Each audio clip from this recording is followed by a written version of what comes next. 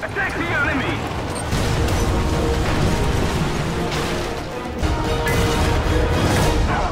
Victory is ours! Good morning and happy Wednesday, everybody. Time for some more T-55a. As you'll see from the title, this is going to be the first really good battle I had with my T-55a. Now, this is sort of a series I'm working on, kind of. It may not be a very regular thing. It's not a guarantee to follow up every first 10 with my first good battle in me, whatever. Insert tank name here. Because sometimes the good battles happen during the first 10, and if that's the case and I judge it to be, then I won't do it. And in some tanks, I hate the tank so much that I don't play it anymore after the first 10. Or it may be a premium and I'm not going to play it all the time because I'm trying to get research on other vehicles. Anyway, this one did work out to be the first really good battle I had in the T-55a. So, the T-55a video was 2 days ago on Monday, and it was from 27 July. This battle was from 2 August, so it's only a couple days after the first 10, but it happened about 6 or 7 days later than the first 10 was recorded. Now, the other thing you'll notice real quick before we get into the fighting here is that I had to re-record the in-game audio from the replay file. So you'll notice things like the in-game comms tree, the T button, like attack the A point, defend the D point, whatever, zone capture right there. There won't be any sound for that because you don't get those in the replay. But the sound mod had stopped working right before this battle, so the engine sounds were all screwy, and I didn't want to put out the video like that. So I did go back and re-record the in-game audio from the replay, but everything else works. Now, I took a hit there and lost what I thought was my breech. It turned out it was just my gun barrel. So backed off and got a repair on it, and it was 42 seconds, which is crazy. We did get, started out with a capture on the C point there, and you'll see when I mark, like for instance, if I mark somebody on the map there, there's no sound back from the team saying affirmative there. And that's because it's from the replay file. But that's, so you'll notice that during the battle. There'll be a few times where that'll, you know, there's cues missing that I had from the in-game. Like if the team said, attention to the map or something, you know, you hear that and then you look at the map, where you won't get that in this replay. So you won't necessarily see times when somebody said, hey, look here, but it happened. So right as I'm about to finish the replay here, I see somebody shooting just up here beyond these rocks. Trying to get a good look at him, can't see through this bush here, and just can't, the driving isn't quite good enough that I can get back and forth. And can't quite see the guy, decide to take a blind shot, just hoping that I'll get a hit on him. There's nothing there. Giving away my position by firing, so I'm going to move forward again and also push on towards the B point and the A point. As I'm rolling up here, I'm going to see somebody pop up just here to the left in that normal place where you expect to see somebody. It's a Leopard. I got a pretty good shot on him. In the meantime, from the first 10, I had finished parts and I had finished the BR-412D shells, which you can see, so good thing I had him there. I probably would have done pretty significant damage to his turret if I had still had APDS only on that Leopard, but in this case I had the 412D shell, which was a one-hit kill into the front of his turret, so good thing I had those shells. I still kept the same amount of shells here, the 19. I could hear another tank over here. I knew he wasn't friendly from looking at the map, and sure enough, it's another Leopard. Thankfully, he had given me the back of his turret to shoot at. Now, the 412D shell, any Russian APC-BC for that matter, if you can shoot into the back of a turret of an enemy, you are probably going to kill him in one shot. So, if you can get a turret shot on somebody with Russian APC-BC, go ahead and take it. If all you've got is APDS or FSDS, you know, shoot them in the back of the turret anyway, but you may want to go for their engine or their driver or gunner or something instead. So I'm on the hunt for the T-95E1 here. You can see him going by there just on the other side of that hill, but you can also see this other guy over here, which is a Leopard, which I figured, as his turret is facing towards me, is a higher threat. I missed my shot a little bit. I didn't hit in the crew compartment where I wanted to hit him. I ended up getting him just a little behind in the engine, but I don't think he knew where I was coming from. And it did at least get him on fire, and I was able to finish him off a second later. Now, I get marked by somebody strafing me here, and I thought the T-95E1 was for sure going to know where I was, but he didn't.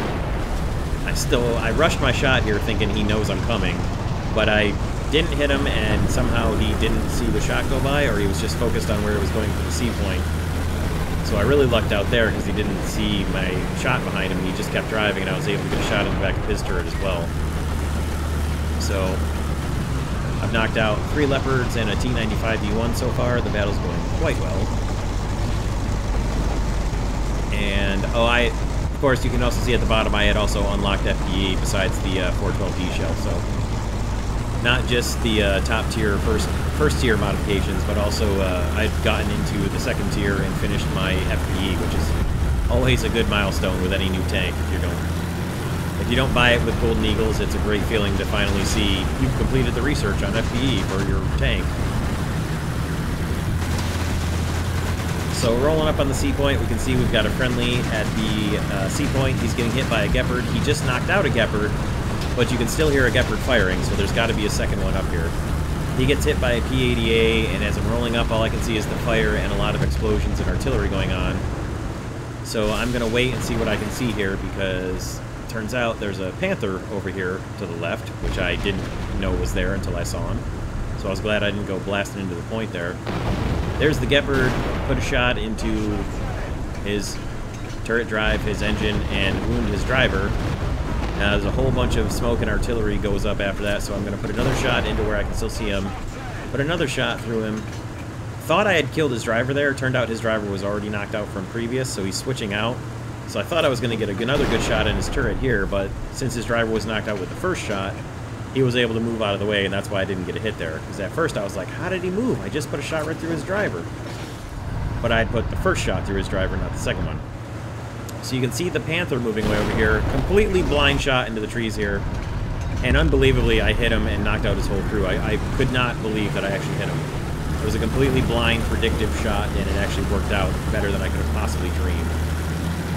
Did not expect to hit him at all there. So right as I was about to think to myself, don't take any more blind shots, you just give away your position. I have one that works.